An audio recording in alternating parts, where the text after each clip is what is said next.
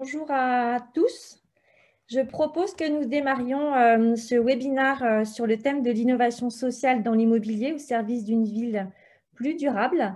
Donc, nous sommes très heureux de vous accueillir, même virtuellement, pour ce webinaire que nous co-organisons avec Les Petites Rivières et dont nous avons la chance d'avoir à nos côtés Anne-Cécile Denis, donc fondatrice des Petites Rivières. Nous sommes déjà très contents de partager avec vous le fait que vous êtes plus de 350 personnes qui se sont inscrites à ce webinaire, qui témoignent d'un intérêt grandissant pour ce thème qui nous tient, je crois, toutes et tous autour de ce webinaire à cœur, qui est le sujet de l'innovation sociale et de l'ESS. Petit élément logistique qui ont été déjà partagés avec vous sur le module conversé du Zoom. Donc, ce webinaire est enregistré et donc fera l'objet d'un replay. Et par ailleurs, si vous souhaitez poser des questions, nous avons décidé qu'elles seraient posées à la fin de ce webinaire. Donc, on gardera un temps de questions-réponses. Et donc, je vous invite, avant d'attendre cette fin d'intervention de notre part pour pouvoir vous donner la parole via le module questions-réponses, on ne sera pas en mesure, malheureusement, de vous donner la parole en vous redonnant des micros non coupés. Donc, je vous invite à utiliser tout au long du webinaire cette fonction Q et R que vous verrez en bas à droite, je pense, de la barre qui s'affiche sur vos écrans. Donc, ces éléments logistiques à communiquer, mais qui sont importants pour le bon déroulé d'un webinaire. Donc, je vous présente très rapidement. Donc, moi-même, je suis Gwenaëlle Chabroulet, DGA d'Arpas France, en charge des sujets spécifiques d'innovation et de communication. Donc, je suis accompagnée sur ce webinaire de Gabriel Magnin, chef de projet au sein d'Arpas France, qui se présentera tout à l'heure plus en détail et qui est très impliqué sur les sujets de RSE et de ville inclusive. Anne-Cécile Denis, que j'ai citée tout à l'heure, merci de coordonner avec nous ce webinaire, donc cofondatrice des Petites Rivières. Et nous avons deux témoins qui viendront nous montrer l'intérêt, les bénéfices qu'ils ont vus à mettre en place des solutions et des projets autour de l'innovation sociale, autour de Marianne Koch, chargée de mission développement économique, insertion et emploi de l'ANRU, et M. Jean-Michel Rimbert de la ville de Kingersheim, directeur des services techniques, que nous avions rencontré sur une mission que nous avons menée avec l'ADEME par le biais de Gabriel.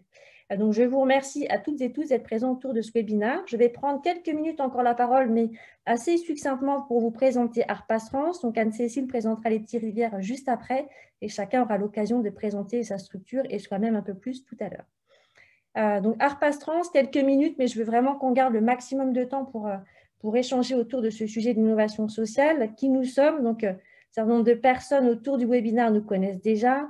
Notre approche et notre volonté, c'est d'accompagner les transformations de l'immobilier en tant que société de conseil dédiée à ce marché.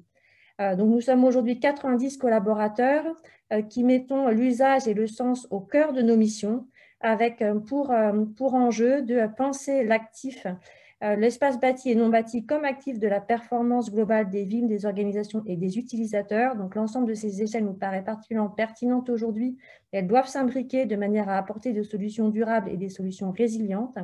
On souhaite participer et œuvrer pour que les projets que nous menons avec nos clients, qui sont à toutes les phases de la programmation, de la conception, de la construction, de l'exploitation, pour que ces projets soient performants, soient responsables et soient résilients, avec une vision qui est une vision de la RSE qui vise à limiter nos impacts négatifs, mais qui vise aussi à projeter une vision de l'impact positif que peut avoir l'immobilier par rapport aux transformations de la société, qu'elles soient sociétales, environnementales ou économiques. Next slide, Gabriel. Donc, on est une société qui intervenons sur toutes les étapes des projets, la stratégie, la programmation, la conception, l'exploitation, avec des missions de conseil des stratégies, d'AMO, de design et architecture d'intérieur et d'ingénierie environnementale. Et nous avons 4 fondamentaux qui nous paraissent essentiels, que tu peux revenir à la slide précédente, qui sont de travailler aux enjeux de transition environnementale et d'adaptation au changement climatique, de santé, de bien-être et de qualité de vie, dont l'inclusion fait partie, de prendre en compte les transformations digitales qui sont à l'œuvre de l'ensemble des activités économiques et humaines pour que l'immobilier accompagne ces transformations pour le meilleur bénéfice de tous, en particulier au travers des nouveaux usages, des bâtiments, et enfin les sujets qui ont trait à la défense de la biodiversité et l'intégration du vivant dans les milieux non urbains et urbains. Donc l'ensemble de ces préoccupations et axes que nous avons intégrés dans notre stratégie se développent autour de 4 pôles d'activité qui vont des pôles du conseil, de la programmation et de l'innovation, le design et l'aménagement intérieur, la biodiversité et la biophilie, et l'immobilier responsable, dans lequel on développe l'ensemble des stratégies et des trajectoires de manière à répondre aux enjeux de développement durable et de résilience. Donc voilà qui est Harpas Trans. Donc la dernière slide couronne notre engagement en vue d'un monde qui est plus durable, plus résilient, plus au service d'un impact positif. Donc, nous sommes une société qui est certifiée Bicorp. On était la première société spécialisée dans l'immobilier qui était certifiée Bicorp. Donc, aujourd'hui, nous avons été rejoints par d'autres sociétés immobilières et nous en sommes ravis. Être certifié Bicorp, c'est à la fois avoir des engagements pour avoir un impact positif par rapport à nos activités vis-à-vis de nos parties prenantes, mais c'est également rejoindre une communauté. Et je crois que c'est une des forces de cette certification Bicorp. Je vais laisser Anne-Cécile présenter les petites rivières pour qu'on démarre après le webinaire dans son contenu sur l'innovation sociale. Merci à tous. Merci beaucoup Gwenaëlle. Donc, je suis Anne-Cécile Denis, cofondatrice de l'agence de conseil Les Petites Rivières. Nous, notre métier, notre spécificité, c'est vraiment d'accélérer l'impact social sur les territoires. Pour ce faire, on accompagne une grande diversité d'acteurs. On est aux côtés d'entreprises en démarche de RSE, on est aux côtés des structures de l'économie sociale et solidaire, j'y reviendrai dans ce webinaire, qui souhaitent renforcer leur visibilité auprès des acteurs publics et privés. Et puis, on accompagne aussi des acteurs publics, collectivités, États, à travers un certain nombre d'actions, d'axes, on va dire, d'intervention, que je vous ai listé sur cette slide. Donc, tout ce qui va être sensibilisation à l'économie sociale et solidaire et à l'innovation sociale. C'est un petit peu aussi dans ce cadre-là que rentre ce webinaire. On intervient aussi en conseil en stratégie d'impact. Ça peut être par exemple à l'échelle d'un territoire organiser des conventions d'affaires entre acheteurs publics, privés et fournisseurs responsables. On intervient aussi en accompagnement plus opérationnel de projets. Là aussi, à diverses échelles, ça peut être à l'échelle d'une organisation, d'une entreprise, d'une association, ça peut être à l'échelle d'un quartier, aux côtés des promoteurs immobiliers, ou encore à l'échelle d'un territoire avec des collectivités de diverses échelles. Et puis, on anime pour certains de nos clients des communautés ESS, donc c'est le fait aussi de se parer, on va dire, d'un écosystème de partenaires pour innover. Ça, c'est de plus en plus un enjeu aussi de nos clients et on les aide à travailler cette communauté autour d'eux. Alors, on a aussi, nous, nos engagements qui nous caractérisent. On a coutume de dire qu'on est une agence un petit peu atypique. En tout cas, ce qui est sûr, c'est qu'on est une agence engagée. On appartient nous-mêmes à l'économie sociale et solidaire. Donc, on est immatriculé entreprise commerciale, SAS, mais immatriculé ESS depuis sa création en 2017. Et puis, en 2020, on a également obtenu l'agrément entreprise solidaire d'utilité sociale. Qu'est-ce que ça veut dire? Ça veut dire qu'on a dans nos statuts la recherche d'une utilité sociale qui se mesure, qu'on le doit mesurer chaque année à travers un rapport d'utilité sociale. Donc, en ce qui nous concerne, ça va être le fait de contribuer au développement, au renforcement de l'économie sociale et solidaire et par ricochet, je dirais, à œuvrer aux questions de développement économique et social sur les territoires. On anime un club innovation sociale qui réunit des grands comptes et qui produit de la veille sur les questions d'innovation sociale. Ce qui nous caractérise aussi, ça c'est important et peut-être nous différencie dans le monde du conseil de d'autres agences, c'est qu'on travaille en étroite relation avec un très gros réseau de partenaires, de structures de l'ESS. C'est un petit peu sur cette base d'ailleurs qu'on a construit avec Sébastien Lévrier l'agence. Donc on a coutume de dire, on n'a pas compté précisément, mais qu'on travaille à peu près avec 400 structures de l'ESS en France, dans une multitude de domaines. Là encore, j'y reviendrai dans le webinaire parce que ce sont des domaines qui intéressent fortement les acteurs de l'immobilier. Et puis, on a développé, et c'est essentiel quand on travaille avec l'économie sociale et solidaire, des partenariats avec les grands réseaux de l'ESS. À titre d'exemple, le réseau GESAD dont on est très proche, les CRES, le GRAFI, la Fédération des acteurs de la solidarité, ou encore Impact France, ou encore la Ruche. Je te laisse la parole, Gabrielle. Ah oui, pour la petite présentation de nos complémentarités. Exactement. Alors bonjour à toutes et tous, donc Gabrielle Magnin, comme l'a évoqué Gwenaëlle tout à l'heure, je suis chef de projet chez ARP Astrance, donc plutôt spécialisée sur l'immobilier et en particulier sur les stratégies RSE et la ville inclusive. Donc on le verra, mais on a travaillé en effet avec l'ADEME, donc parfois avec des acteurs publics, sur cette notion d'immobilier inclusif qui s'inscrit aussi dans l'innovation sociale. Donc aujourd'hui, on a souhaité s'allier avec les Petites Rivières. On est vraiment très contente. Hein, je dis contente parce qu'on était quasiment que des femmes côté ARP Astrance et les Petites Rivières à travailler ensemble sur ce sujet. Donc pour le présenter, sachant que voilà, il a de multiples formes. Et là, on parle bien d'innovation sociale et d'immobilier. Donc chaque structure apporte ses compétences et avec le regard éclairé de la ville de Kingersheim et de l'ANRU.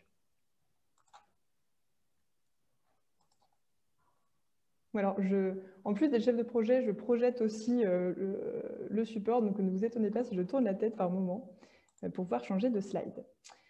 Alors, je vais commencer par vous présenter quel va être le programme de notre fin de matinée. Donc, en première partie, un bref panorama des enjeux de l'immobilier responsable. Vraiment, on passera à travers assez rapidement, mais le but, c'est de rappeler tout simplement pourquoi on fait tout ça, pourquoi on s'intéresse à l'innovation sociale dans l'immobilier et pourquoi c'est important. Sur l'innovation sociale dans l'immobilier, qui sera notre deuxième partie, on rentrera dans le vif du sujet du concept en tant que tel d'innovation sociale et des exemples associés pour nos métiers. Et enfin, on terminera avec une partie sur l'économie sociale et solidaire en tant que partenaire de choix, donc comme l'a bien évoqué Anne-Cécile juste avant, sachant que la ville de Kingersheim nous fera le plaisir d'avoir un témoignage pour la partie 2 sur l'innovation sociale dans l'immobilier. Et en partie 3, nous aurons le témoignage de l'ANRU.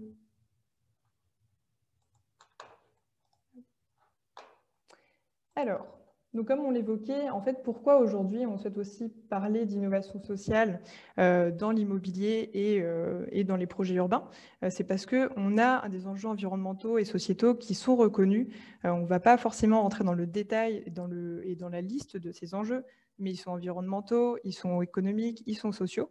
En incontournable, on a évidemment les 17 objectifs de développement durable des Nations Unies, qui depuis 2015 sont vraiment un cadre qui est utilisé aussi bien par les entreprises que par les États et tout type d'organisations, donc qui permettent quand même d'identifier les enjeux majeurs à répondre aujourd'hui pour nos sociétés, pour nos pays et pour l'ensemble de nos activités.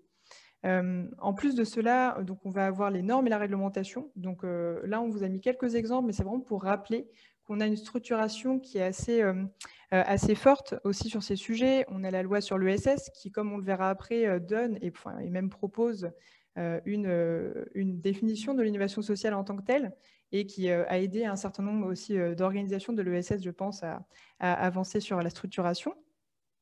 Pour la loi Pacte, on y pense pour la raison d'être, donc voilà, qui rappelle que l'entreprise n'est pas seulement, et surtout nous on en est convaincus, hein, pas du tout seulement à finalité économique, mais aussi sociale et environnementale, les Grenelles de l'environnement avec l'ensemble des décrets associés, et la norme ISO 26000, on la rappelle pour dire que sur la notion de responsabilité sociétale des entreprises, les acteurs s'engagent et qu'on a des normes qui encadrent la connaissance dessus. Bon. Ça, on commence à toutes et tous le savoir. 2020, on sort d'une année difficile. Donc, les enjeux que je viens de vous présenter ont été renforcés par la crise sanitaire.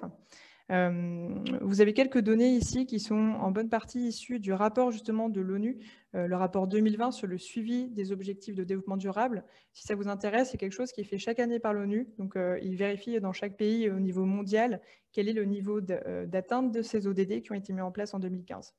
Donc, on note à l'échelle mondiale, hein, on entend la hausse de l'extrême pauvreté. C'est la première hausse mondiale depuis 1998 d'après l'ONU. Donc, c'est quand même à noter, donc un besoin social fort par rapport à ce point-là. Sur l'égalité des genres, on a noté que durant la crise sanitaire, les femmes ont été plus durement touchées par les conséquences, notamment économiques de la pandémie, soit en termes en fait, de travail tout simplement, mais aussi de concessions à faire pour s'occuper des proches. Sur les suppressions d'emplois, Darès nous donne les chiffres qui montrent que cela a plus que doublé pour les suppressions d'emplois dans le cadre d'un plan social. Et enfin, sur l'aspect environnemental, c'est pour faire le lien aussi, pour rappeler que voilà, on a cette variété d'enjeux. On a une recrudescence de la demande d'équipements jetables. Donc là où on essaye d'avancer sur la pollution plastique, potentiellement, cela pourrait pourrait venir rajouter des enjeux.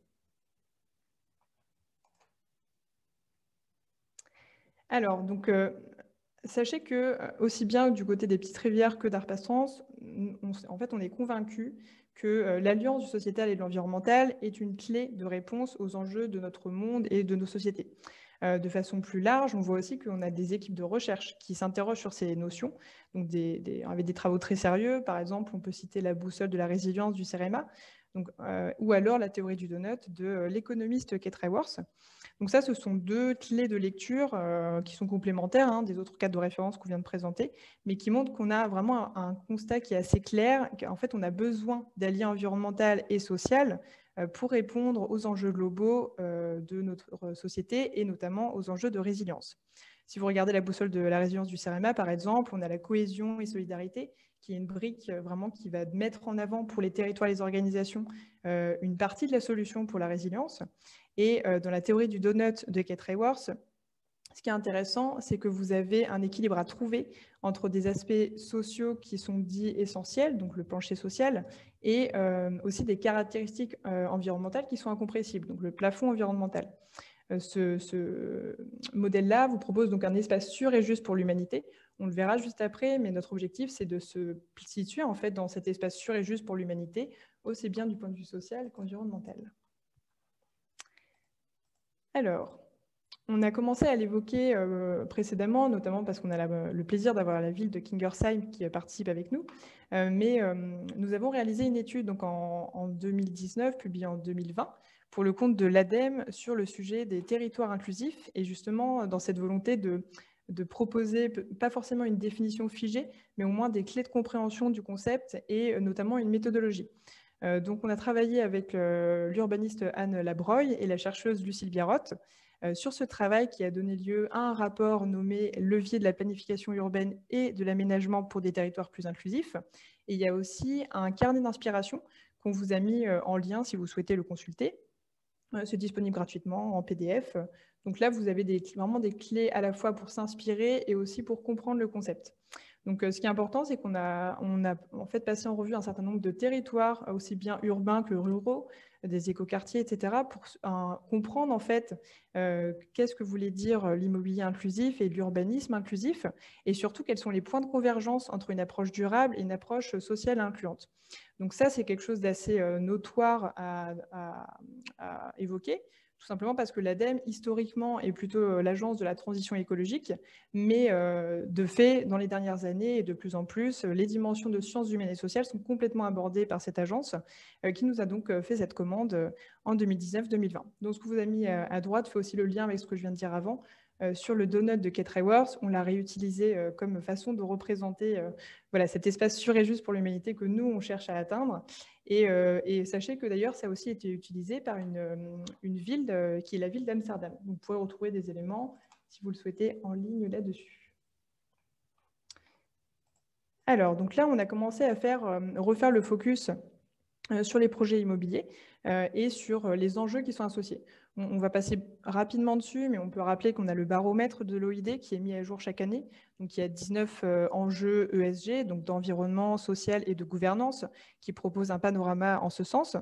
Plus récemment, donc ça, ce sera peut-être plutôt pour les acteurs privés, plus récemment, cette semaine, on a eu la publication du pacte de la mairie de Paris avec 10 objectifs pour la construction parisienne. Et avec tous les cadres de référence qu'on vient d'évoquer, ce qui est intéressant, c'est qu'on voit bien que cette notion de besoins sociaux et de mixité sociale, etc., sont complètement impliqués dans ces nouveaux référentiels. Par exemple, dans le pacte de la mairie de Paris, on voit qu'en premier lieu, on souhaite promouvoir la mixité dans les projets, et cela intègre la mixité sociale, et cela va jusqu'à la création de communs, la mixité des usages, etc. Donc le terme notamment de commun est assez fort quand même en ce sens, et fait bien le lien avec nous, notre volonté d'aborder le sujet de l'innovation sociale. Donc même chose, c'est disponible en ligne. Là, on vous a mis simplement une sélection de quatre des objectifs qui faisaient le lien avec le sujet du jour. Alors, bon, on a évoqué un certain nombre d'enjeux. On rappelle simplement qu'on a des enjeux, l'immobilier, l'urbanisme ont des impacts, c'est certain, mais on a aussi des leviers pour répondre à ces enjeux et à ces défis sociétaux. donc des leviers environnementaux via l'utilisation plus raisonnée des ressources naturelles et une préservation de la biodiversité, des leviers sociaux évidemment via l'habitat, le travail tout simplement qui sont liés à l'ensemble de ces organisations, la mobilité, etc.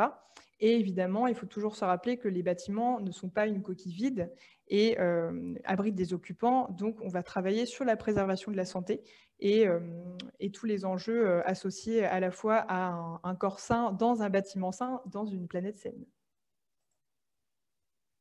Donc l'ensemble de ces enjeux et de ces leviers qu'on peut actionner, évidemment, s'exprime à plusieurs échelles. Pour ça, on le rappelle, je pense que vous l'avez sûrement toutes et tous en tête, mais on peut travailler aussi bien à l'échelle du bâtiment, de l'aménagement intérieur, que des espaces publics du quartier et même de la métropole via des politiques urbaines.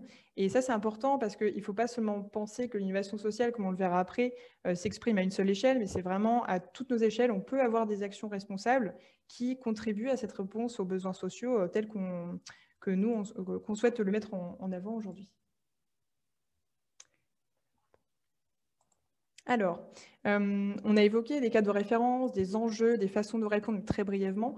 Pour faire le lien, simplement, on rappelle que là, on a mis un exemple de représentation d'un continuum de différents niveaux d'implication. Alors, c'est un continuum sur des niveaux d'implication d'action, pas de stratégie. Mais ça fait bien le lien parce que c'est des chercheurs qui ont proposé 4 typologies.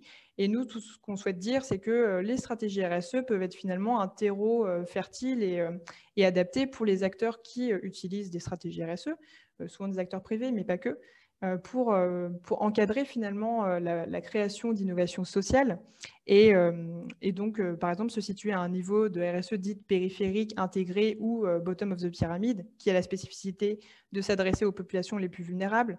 Et tout ce qu'on souhaite dire, c'est que du moment que voilà, on a une stratégie vraiment responsable qui infuse dans toutes les strates de l'organisation, on se donne finalement le champ pour innover, trouver ensemble des solutions pour améliorer nos actions en immobilier. Et enfin, pour terminer cette première partie sur les enjeux, on rappellera que le triptyque du développement durable, on l'a en tête, mais c'est important de se dire que sur l'immobilier, peut-être spécifiquement, on a une brique environnementale qui est un peu mieux traitée ou du moins mieux encadrée via des normes, des certifications, des réglementations, mais qu'elle est, et on a essayé de le montrer, j'espère que vous en êtes convaincus, que ça doit être traité en synergie avec la brique sociale. Cette brique sociale qui certes a peut-être une visibilité d'impact moins immédiate, mais qui est essentielle et qui est tout autant réelle et pérenne. Alors notons qu'on ne parlera pas forcément de mesures dans ce webinaire parce que c'est vraiment un sujet à part entière, mais voilà, donc une nécessité de s'engager pour répondre à l'ensemble de ces besoins sociétaux via des actions responsables que sont les innovations sociales. Ce qui nous mène à notre deuxième partie. Alors pour la deuxième partie, je vais laisser la parole à Anne-Cécile qui va nous présenter justement les concepts de ce beau sujet.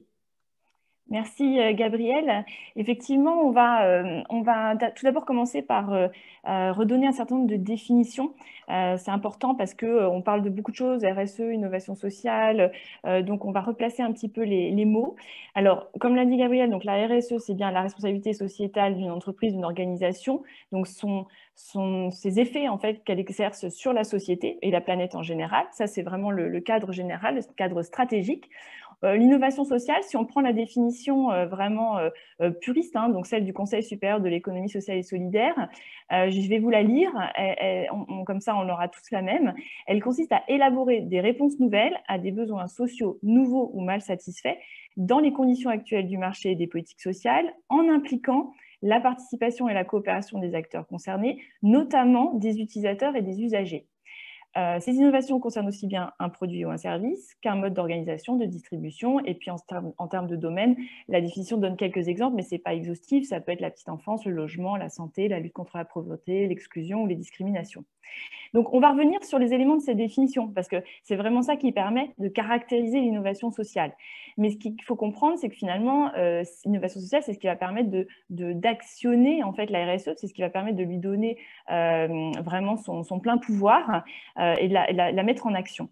Et puis ensuite, on a l'impact. Gabrielle en a dit un petit mot. C'est finalement la transformation générée par les activités d'une organisation sur les personnes et l'environnement. Donc finalement, c'est le résultat. Donc aujourd'hui, on va se concentrer plutôt sur l'innovation sociale et comment mettre en œuvre ces innovations sociales et avec qui, à savoir les acteurs de l'ESS. Donc vous l'avez compris, dans la définition, il y a un premier mot qui est essentiel, qui est réponse à des besoins sociaux non satisfaits ou mal satisfaits. Ça, c'est vraiment le point de départ d'une innovation.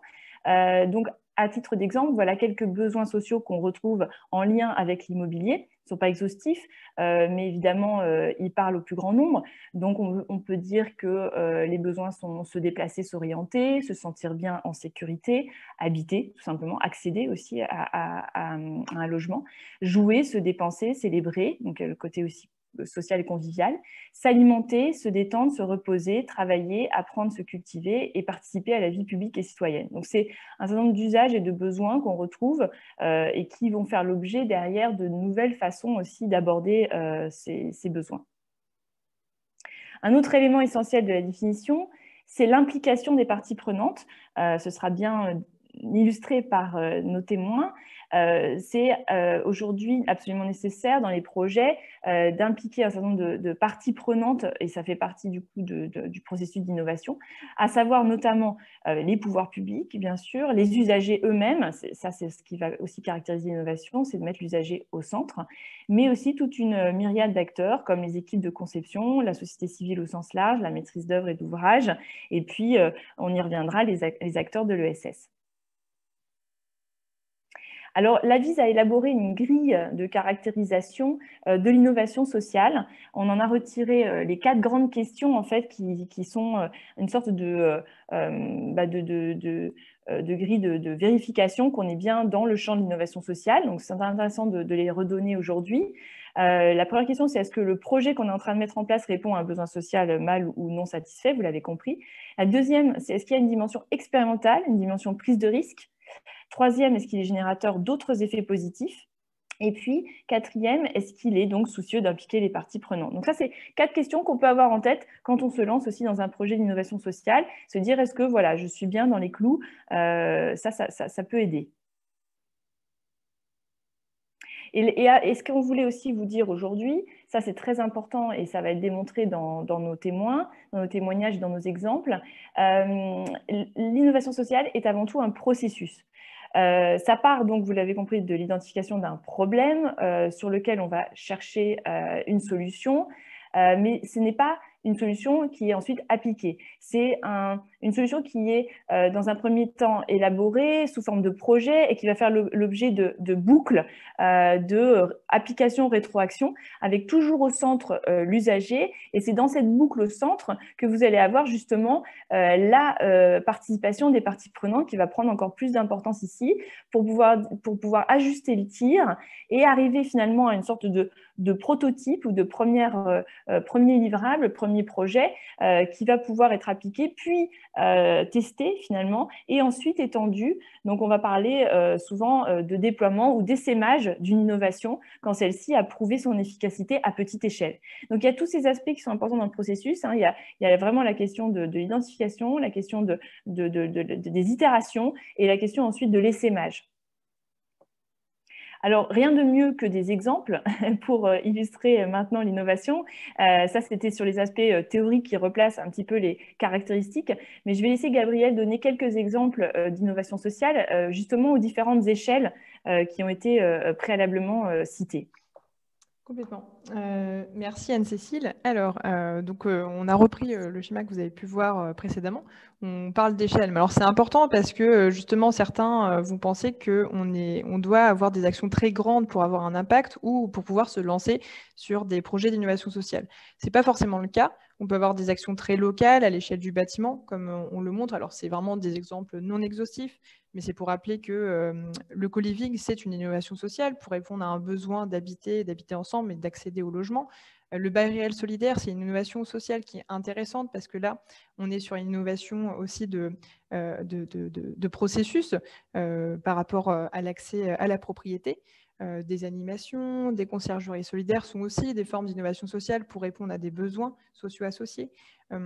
Et on a 2 autres exemples que sont les boutiques écoles, donc le projet Scola avec les apprentis d'Auteuil, qui permet, par exemple, dans les centres commerciaux, de donner des locaux, de réserver des locaux pour que des personnes en situation d'insertion ou des jeunes puissent apprendre les métiers de la vente via des surfaces de vente qui sont adaptées et dédiées à cela.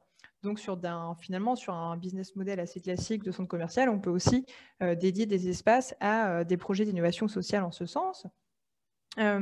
Sur l'exemple de Métis, c'était pour vous dire qu'il y a aussi des exemples très concrets de produits. Métis, qu'est-ce que c'est? C'est un isolant qui est produit notamment via un partenariat avec le Relais, donc qui récupère un certain nombre de vêtements et de tissus qui sinon partiraient finalement en décharge ou ne seraient pas récupérés. Et on a réussi à créer des matériaux qui ont des propriétés isolantes, acoustiques, et en plus à créer des emplois durables et locaux pour des personnes qui étaient en situation d'exclusion. Donc ça, c'est à l'échelle plutôt d'un bâtiment ou plus local. On a souhaité aussi vous donner des exemples, parce qu'on parle beaucoup d'urbain, de ville, mais c'est une seule partie de la réponse, et c'est une seule partie des échelles qu'on souhaite aborder. On a des solutions qui sont aussi complètement pertinentes et qui sont mises en œuvre de façon très, très ambitieuse dans des typologies plus rurales. Alors ça, vous avez des exemples qui sont basés sur des entretiens qualitatifs d'un article de Landel et Coupe, qui traite spécifiquement des vallées de montagne. Donc, je ne sais pas si nous avons des participants et participantes de vallées de montagne, mais voilà, sachez-le, c'est un article qui se nomme « Quand l'innovation sociale change la dynamique des territoires de montagne ». Et ce qui est intéressant avec cette typologie, c'est qu'on vous met face à face les besoins sociaux, donc par exemple le fait de s'alimenter plus sainement, et des exemples d'innovation sociale. Donc, comme l'a expliqué Anne-Cécile, ça peut être aussi bien des produits que des innovations de gouvernance, des créations de nouvelles structures, etc., ou des services. Donc pour l'alimentation, on peut avoir des coopératives de consommation, des épiceries de territoire. Pour préserver les ressources, on peut avoir des ressourceries, des ateliers de réparation, qui en plus ont une dimension de lien social, etc., etc. Je ne vais pas tous les passer en revue. Juste noter que là, ce qu'on aime aussi avec cette typologie et ces exemples, c'est qu'ils font bien le lien entre le social et l'environnement. Par exemple, le besoin de se déplacer, mais là, avec moins d'impact environnemental. C'était les répondants et les répondantes qui avaient mentionné ça aux chercheurs qui ont mené cette enquête. Et ben, ça a donné lieu à des véhicules partagés, du covoiturage, etc. Alors, une autre échelle à laquelle en fait on peut se situer quand on parle d'innovation sociale, c'est évidemment l'échelle urbaine, mais au sens aussi de politique de ville. On passe rapidement sur 3 exemples. Alors un qui est peut-être plus connu que les autres, qui est celui des grands voisins, un exemple emblématique d'urbanisme transitoire, mais qui a proposé une solution finalement pour un lieu qui sinon aurait été inutilisé, qui a permis des publics variés de cohabiter avec des usages de liens sociaux et une ressourcerie aussi. Sur les politiques de ville, on a l'exemple de Villers-le-Bel. À noter que Villers-le-Bel et l'exemple de la cité Claveau que je vais citer juste après ont été des participants également de notre étude ADEME territoire inclusif, tout comme la ville de Kingersheim. Sur la politique de ville de Villers-le-Bel, on a eu une volonté politique très forte de se positionner sur les notions d'égalité.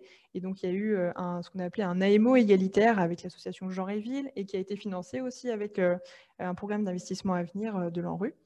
Et enfin, pour la cité Claveau de Bordeaux, on a là un autre exemple à l'échelle d'une ville et même plutôt même d'un bâtiment et d'un quartier, de rénovation participative entre les équipes et les habitants. Donc là, permettant de faire le lien entre des enjeux de rénovation structurelle pure et dure et aussi des enjeux environnementaux et une association et partenariat avec notamment les compagnons bâtisseurs qui tissent des relations, mais aussi permettent un échange des savoirs. Alors, je vais passer la parole à Monsieur Rimbert, donc il nous fait le plaisir d'être là aujourd'hui, qui a travaillé avec nous pour l'étude ADEME et qui va nous présenter le laboratoire démocratique qui est la ville de Kingersheim. Alors, bonjour Rimbert, à toutes et bonjour à tous. Je me permets de participer aujourd'hui à ce webinaire de façon à vous montrer un petit peu comment sur Kingersheim, une ville, comme vous pouvez le voir sur le slide suivant, une ville de 13 000 habitants qui se situe dans le nord-est de la France, en Alsace, dans la banlieue de Mulhouse. Comment on a pu travailler sous l'égide du maire qui a été Joe Spiegel de 89 à 2020 et qui a beaucoup travaillé sur la démocratie participative, nous a poussé à travailler de plus en plus avec la population, de façon à ce que cette population puisse apporter sa brique au travail que la collectivité peut faire dans tous les domaines qui la concernent. Alors, dans le slide suivant, vous pourrez voir que je vous ai mis quelques exemples de dossiers sur lesquels on a travaillé. Alors, à chaque fois, ça peut être plus ou moins important, ça peut aboutir plus ou moins vite à une réalisation. Et donc, je vous ai noirci les 3 dossiers sur lesquels je vais plus particulièrement me pencher, de façon à vous montrer comment, par petites touches ou par des choses qui sont complètement orientées vers l'inclusion, on a pu travailler, apprendre ce que les habitants pouvaient nous donner, les habitants et les autres participants potentiels pouvaient nous apporter pour qu'un projet puisse être comment dire, vraiment influencé et prendre en compte tous les apports de ces gens-là. Dans les 3 exemples que je vous montrerai, c'est d'une part la création du Parc des Gravières, en deuxième, la création d'un restaurant associatif qui s'appelle Les Sheds en premier, parce que c'est le plus inspirant, on va dire, et en dernier, pour montrer un petit peu comment les choses peuvent s'intéresser aussi à des toutes petites choses, la création d'installations photovoltaïques en coopérative. Alors, tout d'abord, je voudrais, dans le slide suivant, en 3 parties, de façon à ce que ce soit un peu digeste, passer rapidement quand même sur des documents textes où on parle de la méthode, puisqu'il me semble que la méthode est aussi importante, sinon on peut croire qu'on fait de l'inclusion, mais pas vraiment y travailler. Il y a donc un principe, hein, c'est que tout participant, ce n'est pas forcément qu'un habitant, ça peut être une association, ça peut être des élus d'ailleurs, des gens qui ont un intérêt ou quelque chose à dire sur un dossier, participent à une forme de réunion, quelle qu'elle soit, que ce soit un conseil participatif, un conseil citoyen, alors chacun avec des degrés plus ou moins importants de force de proposition sur les dossiers. Et il y a donc une méthode qui permet quand même d'oser, de permettre à chacun d'avoir un moment de parole, un moment d'influence. Une méthode qui garantit, on le voit sur le slide suivant, que la parole de chacun est respectée, qu'on reste bien sur le sujet annoncé, qu'on ne provoque pas de déception parce qu'on s'est peut-être mal expliqué au début sur le sujet. Et donc, toute cette méthodologie est là pour bien clarifier les choses, entraîner, faire venir les gens, rester ouvert jusqu'au bout à toutes ces propositions et ne pas écraser par l'un ou par l'autre, parce qu'il arrive à mieux parler que les autres d'un sujet ou d'un autre. Donc le 3e slide, toujours en texte, donc pas très digeste comme ça, donne aussi, ça c'est pour ceux qui veulent vraiment aller dans le détail, des petites pistes d'amélioration ou en tout cas des expériences qu'on a pu acquérir au fur et à mesure de tous les dossiers qu'on a pu traiter. Et j'insiste beaucoup sur la nécessité d'ouvrir ces participations dès le départ, parce que les gens ne sont pas naturellement ou disponibles tout de suite ou assez longtemps. Et donc, il faut vraiment aller les chercher un petit peu, parce que les plus timides ne viendront pas comme ça. Voilà, donc je vous écrase pas trop longtemps avec ces parties textes. On va passer au suivant, où on commence par le premier exemple le plus parlant, je pense, c'est l'exemple des Sheds. La commune disposait en son centre-ville d'un bâtiment, enfin disposait pas au départ, mais d'un bâtiment en forme de shed, donc une ancienne usine, sur lequel une association, on va dire, qui a été créée sur le projet lui-même, les Sheds, donc l'association porte le même nom que le bâtiment, avait l'idée de transformer cette ancienne usine qui était devenue un garage en restaurant associatif avec une épicerie comment dire, bio, et aussi la capacité de faire du spectacle ou de l'animation en centre-ville. Donc ça a beaucoup plu tout de suite. Restait quand même à mettre en œuvre les moyens parce que l'association démarrait de rien, comme souvent dans ces moments-là. Et c'est là où le côté aventure est un petit peu à assumer au départ. Et c'est pour ça que la commune a dû s'engager pour permettre que les choses puissent se faire. Et c'est en ça que l'action de la collectivité ou de quelqu'un peut être forte. C'est justement de donner le coup de pouce, enfin, le gros coup de pouce qui permet de démarrer.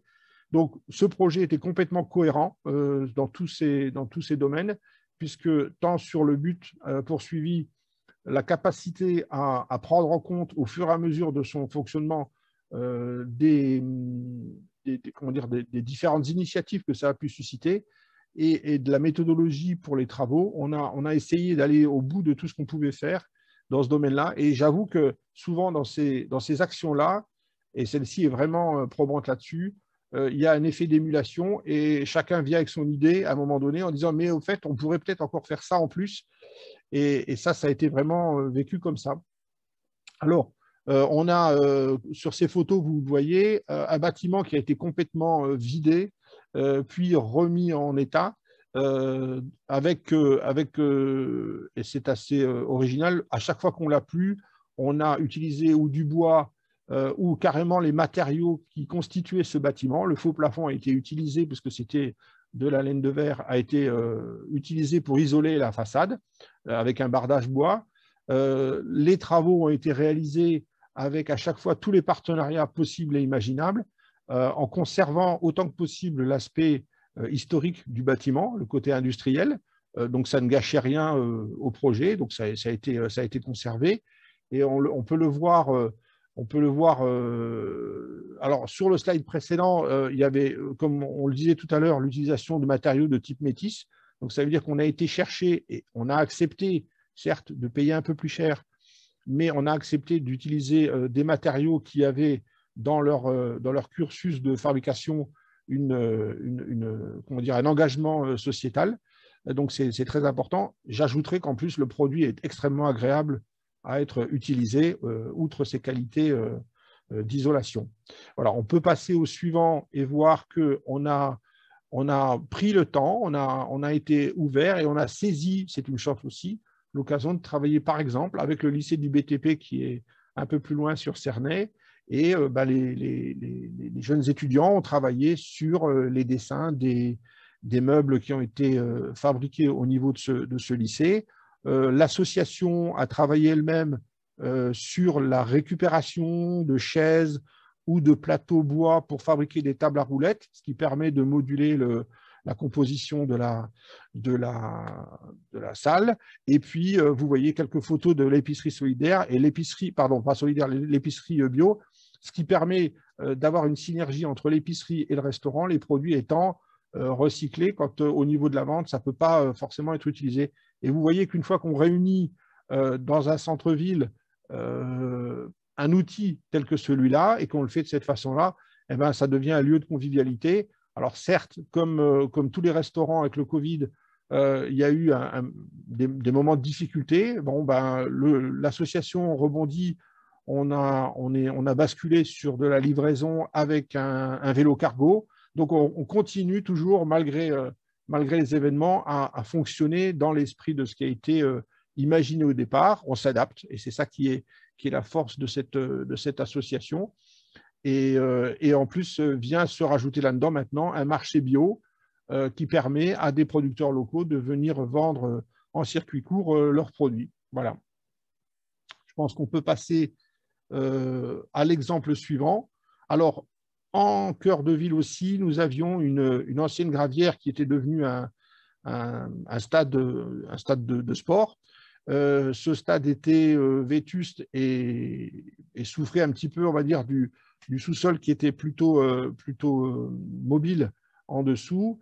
Et en 2009, la municipalité a décidé de travailler pour en créer un parc urbain qui soit accessible à tout le monde. Toujours pareil, le maire, dans sa méthodologie pour faire participer les habitants, a créé, lors d'un premier forum, un conseil participatif qui a pris le temps, pendant qu'on faisait les études de sol, etc., ils ont pris le temps d'aller visiter des parcs, travailler sur le programme et fixer peut-être un certain nombre d'exigences, avec notamment dans ce conseil participatif des riverains du futur parc qui forcément pouvaient avoir quelques inquiétudes sur le changement de destination, l'évolution de destination de ce parc.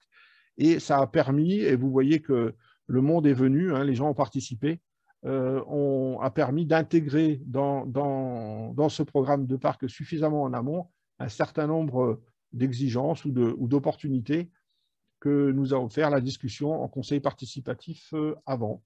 Voilà, on peut passer au suivant.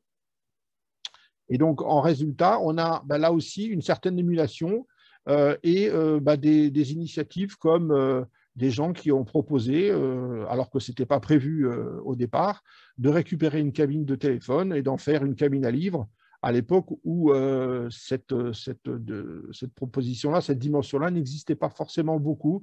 Je l'ai vu beaucoup après, mais ça a été vraiment là aussi le laboratoire de cette possibilité-là, et ça continue et ça vit toujours, puisque la médiathèque s'est raccrochée à cette partie-là de façon à ce qu'il y ait quand même un minimum de gestion.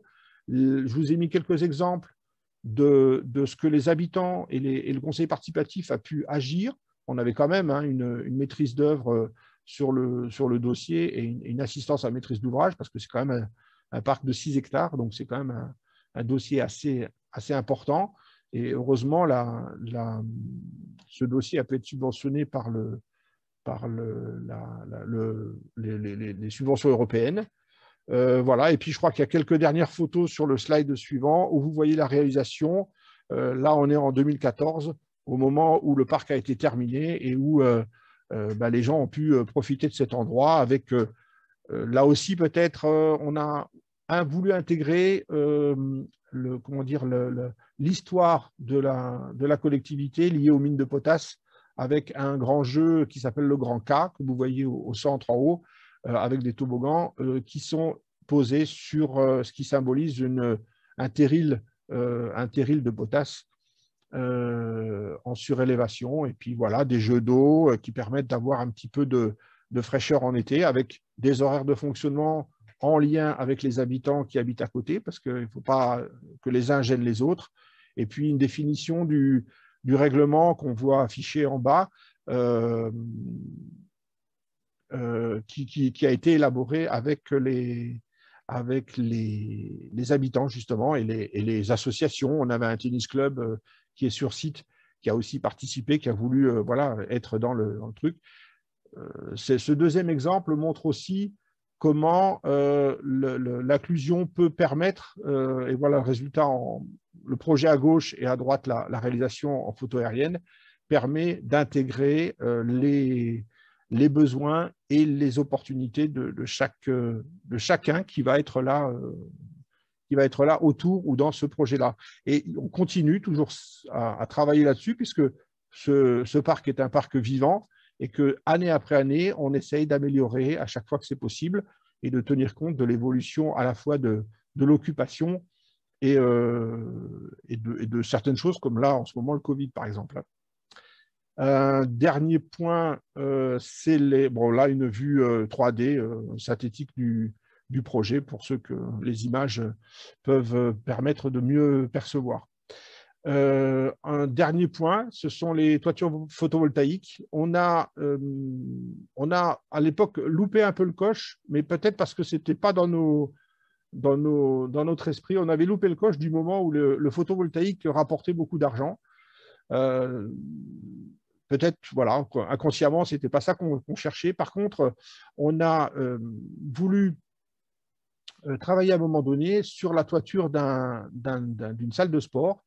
Et plutôt que de faire uniquement la couverture qui était nécessaire, on a voulu saisir l'opportunité de proposer à la population de participer à la mise en œuvre d'une toiture photovoltaïque sur cette salle de sport qui faisait, on avait un potentiel d'environ 100 kW crête sur cette couverture.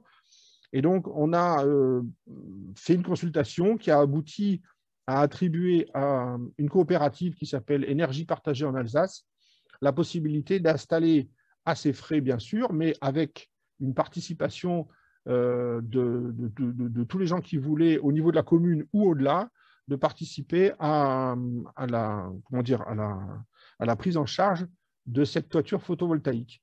Alors, outre l'économie que ça peut apporter à la ville, ce qui lui permet de réaliser des travaux ailleurs, ben, ça permet aux habitants de participer au travers d'actions coopérateurs à cette coopérative qui a mis en œuvre cette fameuse toiture qui a été réalisée en 2018.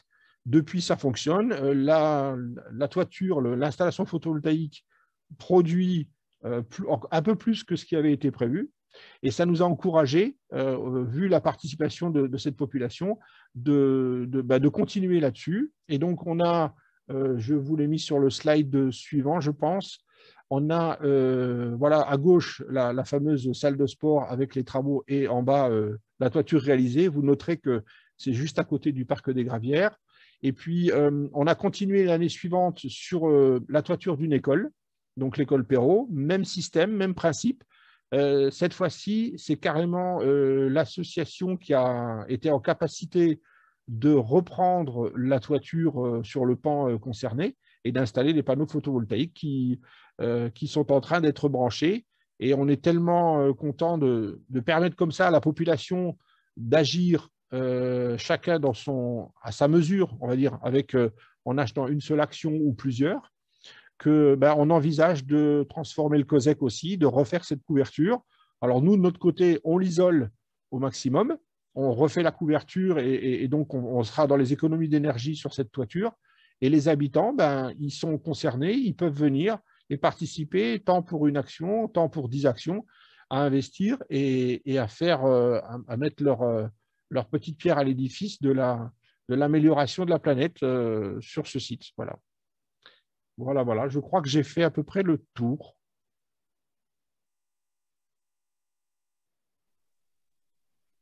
Merci beaucoup, Monsieur Rimbert. Je vais du coup enchaîner suite à votre témoignage fort intéressant et très riche pour vous faire un focus à présent sur l'économie sociale et solidaire, puisque voilà, c'est un des objectifs de ce webinaire de clarifier un petit peu ce que sont ces acteurs.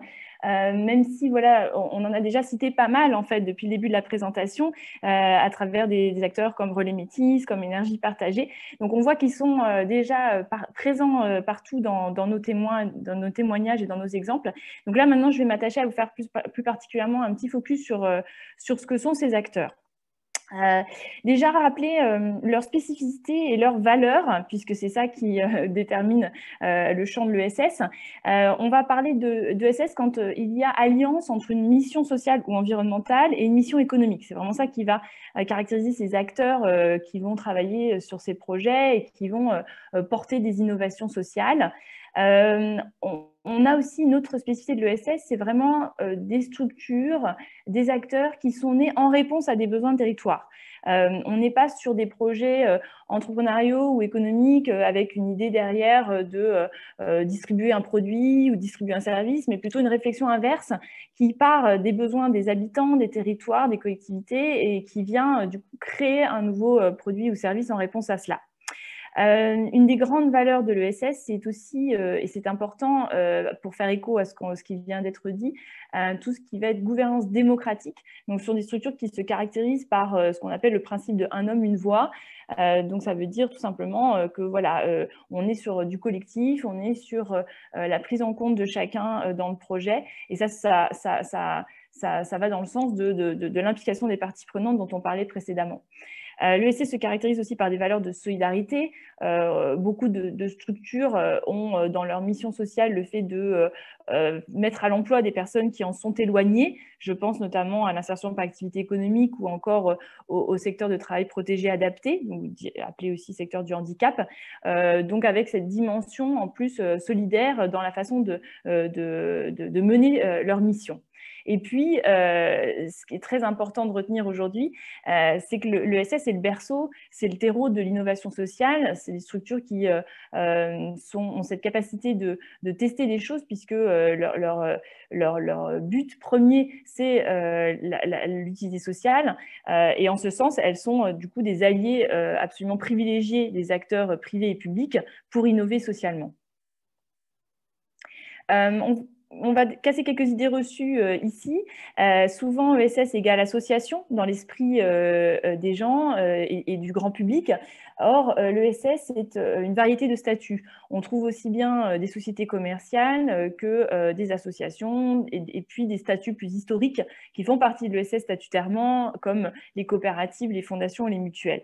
Alors, c'est vrai que par rapport à notre sujet aujourd'hui, qui consiste à parler d'un écosystème plutôt de petits partenaires locaux pour des innovations sociales, vous allez plutôt travailler avec des associations ou des sociétés commerciales, et on va plutôt parler d'un tissu quand on parle de sociétés de TPE-PME.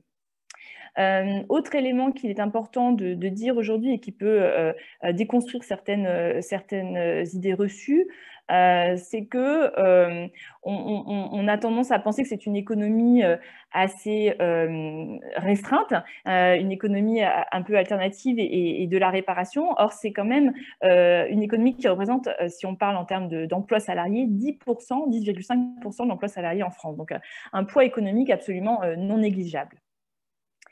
Alors, je voulais ensuite vous proposer de brosser rapidement, parce qu'on manque de temps, et puis de toute façon, vous retrouverez la présentation, mais les grands domaines d'intervention de l'ESS en lien avec l'immobilier. Donc, juste pour vous donner un petit panorama rapide, donc on a évidemment dans les grands domaines d'intervention tout ce qui est agriculture urbaine, nature en ville, avec des acteurs comme Alage ou Pépin Prod, pour ne citer que deux d'entre eux, sachant que sur ce champ-là, ce qu'on peut dire, c'est que c'est absolument pas nouveau pour l'ESS. Les jardins partagés, ça fait des années que ça existe, depuis les années 70, le réseau Cocagne existe. Donc c'est vraiment un domaine sur lequel je dirais même que l'ESS a été précurseur.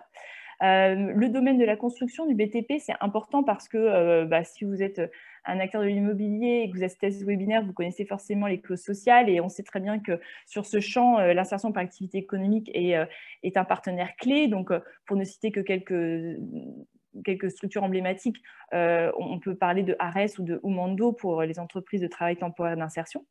Un autre domaine important d'intervention, c'est les services aux habitants. Et là, on voit bien la logique que j'ai expliquée précédemment, de structures qui sont nées en besoin du territoire, qui sont nées en lien avec les habitants et avec les territoires, et qui sont donc mieux habilitées à mettre en place des services pour les habitants. Donc, à titre d'exemple, des structures comme Voisin Malin, que vous connaissez sans doute, ou la conciergerie solidaire, viennent apporter des solutions dans ce domaine. Trois autres domaines d'intervention rapidement. L'économie circulaire, Gabriel a parlé des ressourceries, c'est vraiment aujourd'hui un enjeu majeur dans les quartiers, dans les projets urbains, de proposer des solutions d'économie circulaire, des solutions de collecte, traitement, réemploi de déchets. L'ESS a été parmi compte dans ses membres des pionniers de l'économie circulaire. On peut parler des Maüs, des relais, on peut parler du réseau Envie, on peut parler de beaucoup d'acteurs qui sont positionnés sur ce champ depuis très longtemps. L'urbanisme transitoire, on a parlé des grands voisins, là j'ai cité deux autres exemples comme Bellastock ou Yes We Camp, qui sont des partenaires aujourd'hui incontournables des collectivités et des acteurs de l'immobilier quand on parle d'urbanisme transitoire. Et puis enfin, la mobilité, qui me semble intéressant de citer comme domaine d'intervention, avec des acteurs positionnés par exemple sur tout ce qui est garage solidaire ou plateforme de mobilité comme Apreva ou WeMove. Alors, pour peut-être résumer un petit peu pourquoi, même si vous l'avez perçu à travers tout ce qu'on vient de dire aujourd'hui, pourquoi ça nous semblait essentiel de redire que les partenariats avec l'ESS étaient source d'innovation sociale et étaient absolument nécessaires à développer aujourd'hui dans les projets immobiliers. Tout d'abord parce que on constate, c'est les retours que nous font les promoteurs avec lesquels on travaille. Travailler avec l'ESS, c'est une source de créativité et d'ouverture d'esprit. Ça force à se challenger sur ses pratiques, ça force à aussi imaginer des approches différentes. C'est un facteur de différenciation. De plus en plus dans les cahiers des charges, on va trouver des des critères relatifs au social, à l'inclusion, à la prise en compte du territoire et de l'ancrage local. Donc, s'associer avec l'ESS, c'est un facteur de différenciation et de compétitivité. C'est aussi, et ça, M. Rimbert l'a bien dit à travers la concertation habitant, mais c'est vrai aussi du travail avec l'ESS qui va de pair, un gage de meilleure acceptabilité des projets par les pouvoirs publics et par les habitants. Et puis enfin, comme je disais que c'est un tissu finalement de TPE-PME avant tout, pour même des associations qui contribuent au développement économique du territoire, finalement, s'associer à ces acteurs, c'est avoir un impact plus direct sur le territoire et évidemment, ce que nous recherchons tous, un impact sur l'emploi local. Donc, pour illustrer ces partenariats avec l'ESS, nous avons proposé à Marianne Cuoc de l'ANRU, donc de l'Agence nationale de la rénovation urbaine, de nous parler de ce que fait l'ANRU et d'un exemple emblématique d'implication de l'ESS dans un projet immobilier. Oui, bonjour à tous et merci encore Astrance et les Petites Rivières de nous avoir permis de témoigner aujourd'hui. C'est le côté plaisant du travail, je trouve, de venir partager un peu ce qu'on fait. Donc, merci encore de cette invitation. Donc moi, j'ai voulu présenter, donc moi je m'appelle Marianne Cuoc, pardon, je suis chargée de mission sur les sujets d'ESS, développement économique, insertion emploi au sein de l'ANRU, l'Agence nationale de la rénovation urbaine. Et pour la petite histoire, moi je suis totalement, depuis le début de ma carrière professionnelle, le cul entre deux chaises, entre guillemets, entre l'urbanisme et toute cette partie de développement économique et ESS. Donc aujourd'hui, le webinaire qu'on vient d'écouter est très bien et moi, c'est la première fois, enfin, ça fait partie des premières fois où je vois qu'on commence vraiment à faire ce lien entre immobilier et ESS. Et il y a vraiment là des nouveaux profils qui émergent et des nouvelles dynamiques qui sont vraiment très intéressantes. Et ce webinaire, on est bien la preuve, donc c'est vraiment super. Pour revenir sur l'ANRU en quelques mots, parce que c'est pas toujours... on entend beaucoup parler de l'ANRU, parce que c'est quand même une politique publique nationale, mais on n'est pas forcément toujours au fait de sa manière d'intervenir. Donc l'ANRU, c'est une agence qui a été créée en 2003 par la loi Borloo et qui en fait est un opérateur de l'État pour porter les grands programmes de rénovation urbaine au niveau national, donc métropole et outre-mer. En fait, l'ANRU, elle intervient dans le cadre de la politique de la ville, c'est-à-dire des moyens supplémentaires qui sont mis sur certains territoires en difficulté socio-économique, notamment pour rééquilibrer l'intervention publique sur ces territoires, en plus de ce que fait le droit commun. Hein, ça, faut bien l'avoir en tête. La politique de la ville, c'est un complément, c'est pas à la place d'eux. Et l'ANRU, c'est quand même une agence qui a été assez novatrice alors dans les années 2000, donc ça fait maintenant presque 20 ans, parce que c'est la première fois que pour les porteurs de projets urbains, et donc, qui sont souvent, le plus souvent les collectivités territoriales, les communes et les intercommunalités et tous leurs partenaires, promoteurs, bailleurs sociaux. C'est la première fois qu'il y avait un guichet unique de financement et qu'il y avait en fait une manière de voir les projets de manière intégrée avec le volet urbain certes, mais aussi le volet social, humain, qui est aussi le volet plus large de la politique de la ville, avec une notion de guichet unique de financement et aussi de partenariat fort à différentes échelles. Et c'est aussi l'une des premières fois où sur ce projet globalisé, on va dire ça, intégré, on avait une contractualisation de long terme qui permet vraiment d'avoir un partenariat. Les projets en rue peuvent durer jusqu'à 15-20 ans pour certains. Donc voilà, c'est un peu pour vous placer le contexte. Donc ce n'est pas l'ANRU en direct qui intervient, c'est les porteurs de projets, leurs partenaires qui proposent des projets. Nous ne faisons que les cofinancer avec les enveloppes de l'État en fait. Donc l'ANRU porte 3 principaux programmes de rénovation urbaine. Donc le premier qui était l'ANRU 1, le PNRU, qui est en train de se terminer, qui intervenait sur à l'époque les US, donc qui a concerné presque 500 quartiers, 490 pour être exact, donc France et Dom-Tom, comme je l'expliquerai, avec plus de 12,3 milliards d'euros d'investissement, en tout cas de subventions de la part, de fonds de la part de l'ANRU, parce qu'il y a de la subvention et du prêt, et qui a entraîné derrière un effet levier de plus de 47 milliards d'euros. Donc, quand je vous parlais tout à l'heure d'une politique publique assez grosse, c'est une belle politique publique, avec un gros levier d'investissement derrière. Donc, le premier programme, il est intervenu sur ces premiers quartiers, et comme je vous l'expliquais, il se termine. On a un second programme qui est un peu moins connu, qui est le PNR4, le Programme national de rénovation des quartiers anciens et dégradés, qui va aussi être sur des quartiers de la politique de la ville, des quartiers en situation de déséquilibre par rapport au reste du territoire, mais qui sont plutôt dans les centres-villes anciens. Donc c'est un peu moins connu et c'est un programme qui est un peu moins important puisqu'il n'est entre guillemets que de 150 millions d'euros. Mais c'est un programme qui est quand même important parce que c'est des thématiques qui sont proches et en même temps différentes dans ces quartiers-là. Et enfin, le nouveau programme de rénovation urbaine, donc on est très originaux pour les noms, vous voyez, on rajoute nouveau devant le programme et ça fait un nouveau programme, qui a commencé en 2014 et qui là rentre vraiment dans une période d'accélération. Donc vous entendrez beaucoup parler de NPNRU dans nos domaines, qui concerne 450 quartiers à l'échelle nationale, toujours avec les Outre-mer, et qui, pareil, était doté de 10 milliards et 12 milliards depuis 2 semaines, puisque nous avons, dans les dernières annonces gouvernementales, eu une annonce de 2 milliards supplémentaires. Donc ce programme, entre guillemets, il dure officiellement jusqu'à 2014, mais bien évidemment, comme le premier programme, il va s'étendre au-delà, puisque les projets ne durent pas que 10 ans, et il est en train de monter en puissance. Mais l'ANRU porte aussi d'autres programmes, et ça, on le sait un peu moins depuis 2010, qui dépendent du programme Investissement d'avenir. Donc sur la gauche de la diapositive, il y a tout un ensemble de programmes, mais qui nous concernent moins aujourd'hui, mais qui concernent notamment l'éducation, la culture scientifique, le côté internat de l'éducation. Mais je ne vais pas y revenir, c'est pas le sujet aujourd'hui. Mais l'ANRU porte aussi principalement 2 programmes qui sont dédiés à l'innovation.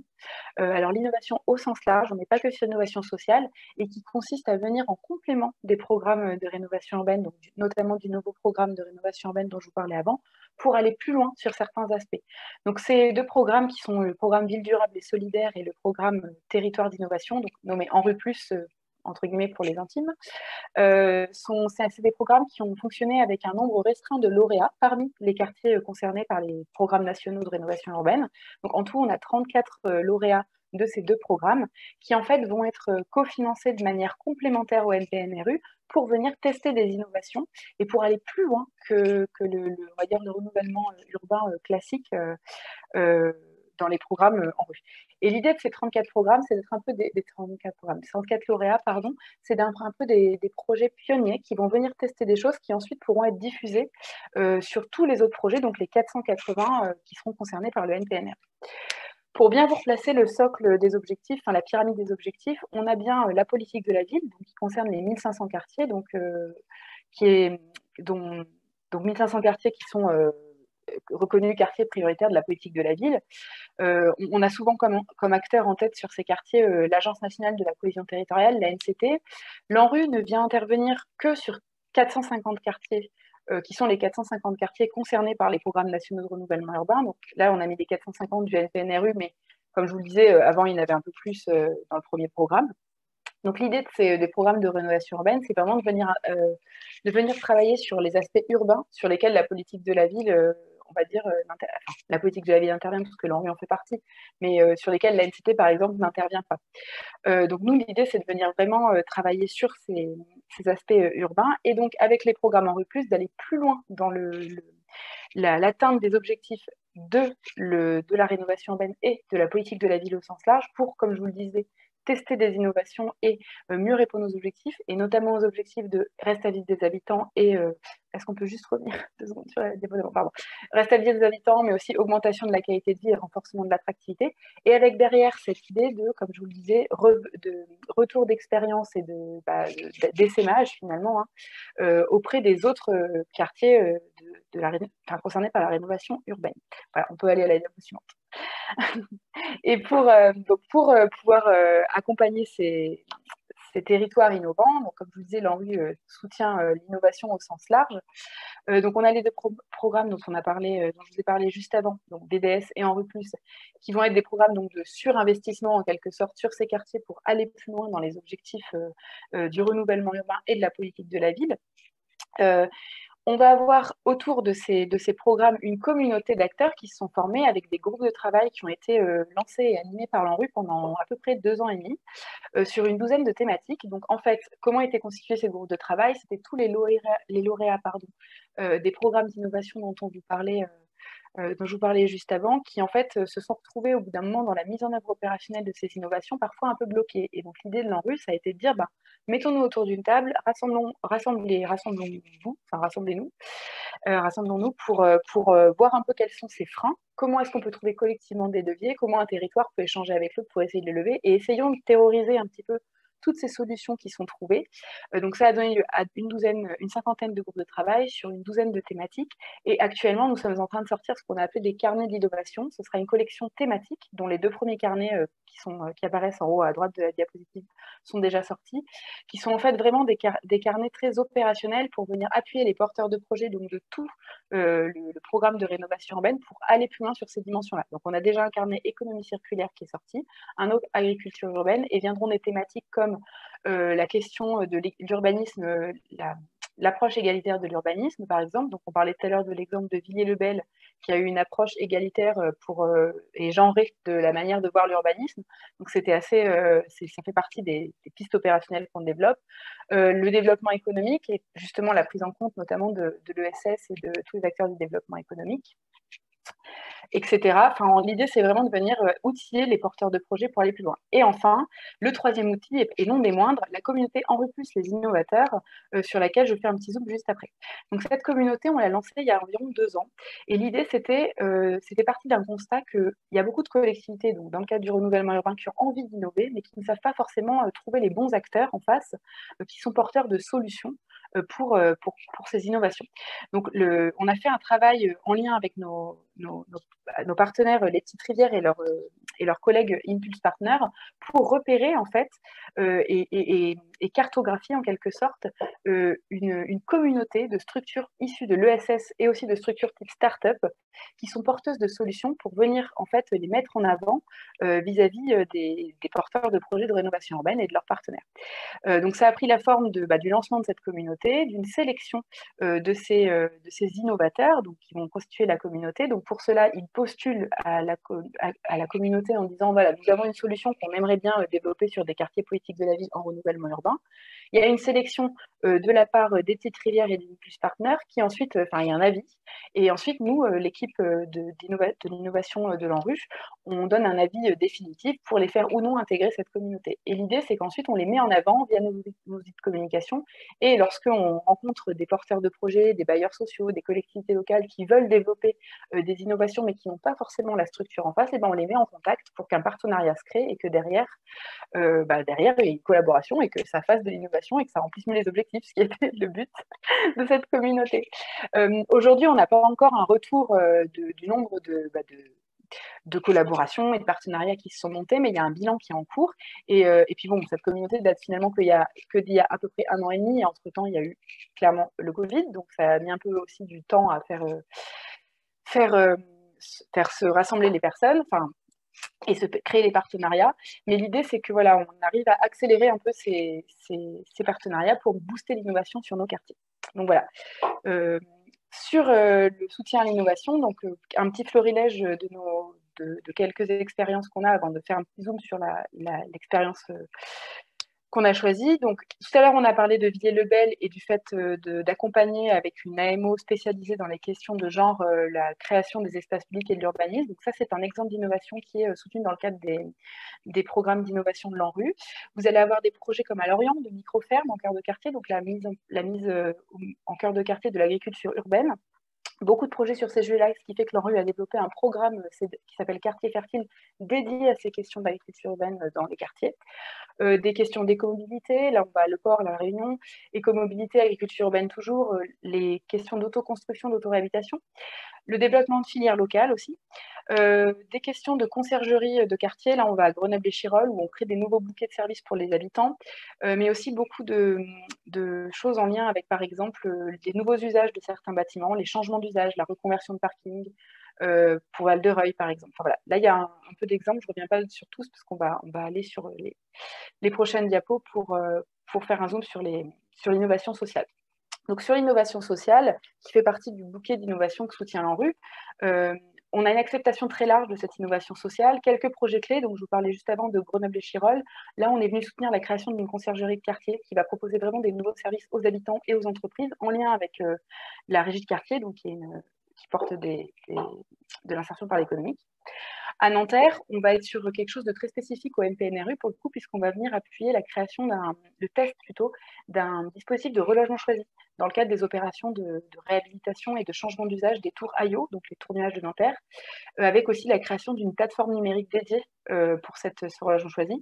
Et enfin, et c'est le zoom qu'on fera juste après, sur pleine commune, il va y avoir un test de tendre sur une opération immobilière, enfin une opération de rehaussement d'un bâtiment qui sera réalisé 100% par des structures de l'ESS. Et ça, c'est assez nouveau parce qu'en termes de montage, comme on va y venir dans le zoom, c'est très particulier. Donc, je vous laisse passer sur la diapo suivante qu'on puisse revenir sur le zoom. Donc, on est sur le bâtiment d'une structure qui s'appelle le Phare, qui est une SIC et qui rassemble une quinzaine de structures de l'ESS. Ça rentre, cette opération, dans l'objectif plus large de Pleine Commune de créer plus d'accès aux locaux pour les jeunes pousses entrepreneuriales, mais aussi pour les structures de l'ESS sur leur territoire, puisque leur territoire, à proximité de Paris, a un gros problème d'accès à des locaux pour ces structures, puisque le foncier augmente quand même assez rapidement et que c'est surtout les gros sièges qui viennent s'y installer. Donc l'idée de base, c'était de surélever ce bâtiment du Phare que vous voyez sur la photo, pas forcément au départ via l'ESS, pour créer plus de locaux et donc accélérer l'installation de structures ESS sur le territoire et de jeunes pousses aussi entrepreneuriales. Sauf qu'en fait, nous, on a voulu pousser avec eux l'idée de faire cette opération vraiment à une sorte de phare, de pionnier en la matière, en la faisant, en montrant qu'en fait, il est possible aujourd'hui de faire des opérations complètement construites uniquement avec des structures ESS. Mais complètement construite, c'est-à-dire de l'amont, c'est-à-dire la phase d'étude, jusqu'à l'aval, l'occupation et l'animation autour de ces locaux. Donc, la première idée, c'était mobiliser tout l'écosystème ESS, de la conception à la réalisation, ce qui nécessite quand même une concertation assez large et en tout cas une ouverture d'esprit assez large. Je vous laisse passer à la diapo suivante, comme ça on va directement aller sur le... Voilà, l'idée, c'est donc concevoir par des acteurs de l'ESS, notamment des scopes et des bureaux d'études sous format ESS. Ensuite, réaliser des travaux uniquement via des structures ESS avec, si possible, un sourcing poussé sur les structures de l'insertion par l'activité économique pour mieux répondre aux nécessaires créations d'emplois locaux sur ces bâtiments. Et ensuite, positionner vraiment ce chantier comme un lieu d'apprentissage par le geste pour toutes les clauses d'insertion et les objectifs d'insertion de Pleine Commune. L'innovation sociale, elle est ici sur la manière d'appréhender l'opération, qui va donc du coup devoir être travaillée en lien avec l'achat de manière vraiment spécifique pour bien isoler les lots et pouvoir les confier à des structures de l'ESS. Ça nécessite un vrai travail et c'est pour ça que dans le cadre de ces travaux, on est venu en fait financer un surplus en ingénierie pour cette opération, c'est-à-dire un poste de chargé d'opération dédié à ce sourcing des structures ESS et à l'adaptation des marchés pour qu'elles puissent y répondre, et qu'on est aussi venu participer à hauteur un peu plus forte à la réalisation de ces travaux pour prévoir les éventuels surcoûts qu'il pourrait y avoir à cause de cette organisation par lot et à cause potentiellement des structures SS, même si aujourd'hui, les premiers retours qu'on a de cette opération, c'est que ça n'entraînera pas de surcoût, puisqu'en fait, il est complètement possible de réaliser des opérations entièrement grâce au recours à l'ESS à coût, on va dire, constant. Voilà, je pense que j'ai fait un bon retour et je reste disponible pour vous pour répondre à d'autres questions par ailleurs. Merci beaucoup, Marianne. C'était effectivement très complet, très intéressant. Et ça fait bien la transition avec cette conclusion qu'on voulait vous donner aujourd'hui. Comme tu l'as bien expliqué, Marianne, voilà, ce qu'on voulait vous montrer, hein, c'est que l'ESS, l'innovation sociale, peuvent intervenir à toutes les étapes d'un projet immobilier. Donc, je ne vais pas rentrer dans le détail de cette slide parce qu'on voudrait garder du temps pour les questions, mais je crois que ça a été bien illustré à l'instant avec des temps où l'ESS peut être présente en programmation, conception, à travers notamment, on l'a vu, la concertation citoyenne ou encore des clauses sociales, des temps au moment de la construction, avec, comme Marianne vient d'en parler, à travers les clauses sociales, la sous-traitance tout simplement, et puis l'allocation de l'allotissement, pardon, et puis aussi tout ce qui est autour des chantiers où l'ESS a une part importante et de plus en plus prépondérante, et puis la phase d'exploitation où là aussi on vous a montré un certain nombre d'exemples, notamment au niveau des services. Donc ça fait bien le résumé et écho à ce que vient de dire Marianne. Et puis Marianne a commencé à évoquer aussi un certain nombre de bonnes pratiques, ainsi que M. Rimbert. Donc peut-être, Gabriel, on peut les lister pour finir. Ce qu'on voulait vous donner comme petit conseil, peut-être pour ceux qui veulent se lancer demain dans des projets avec l'ESS d'innovation sociale sur les territoires. Il y a une question de temps à ne pas sous-estimer, à retenir aussi la notion d'expérimentation, commencer petit, puis essaimer. Être ouvert, parce que ça veut dire, comme on l'a dit, se bousculer un petit peu sur ses pratiques. Être à l'écoute et s'inspirer, ça veut dire sourcer aussi, comme l'a dit Marianne, les acteurs, les connaître, et puis se faire accompagner. C'est pour ça qu'on voulait faire ce webinaire aussi, c'est pour vous faire connaître notre offre de service à ce sujet, parce que ça nécessite bien sûr parfois des relais, des regards extérieurs pour coordonner tous ces acteurs. Gabriel, je te laisse le mot de la fin avant de passer aux questions.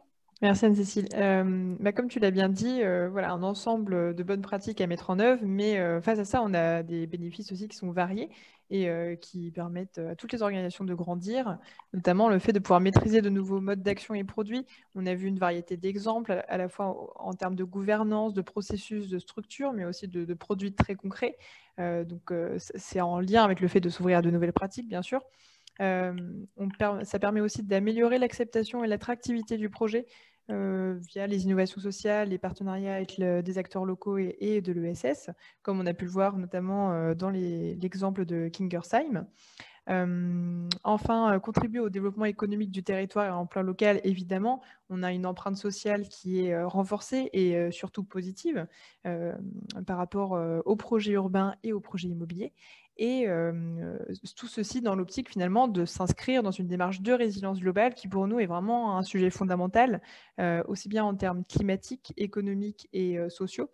Donc, pour proposer des projets toujours plus adaptés aux besoins de la société et innovants et positifs.